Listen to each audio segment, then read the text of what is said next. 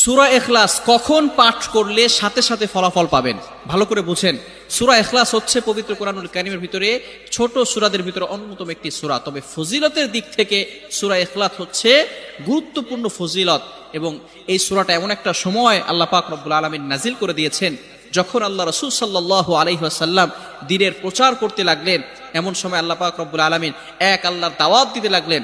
তখন কাফেররা আল্লাহ রাসূল সাল্লাল্লাহু আলাইহি সাল্লামকে কোশ্চেন করলো যে, মুহাম্মদ, তুমি তো এক আল্লাহর দাওয়াত দাও, আমরা তো কোটি কোটি দেবতার পূজা করি, তারা আমাদের সমস্যার সমাধান করতে পারে না।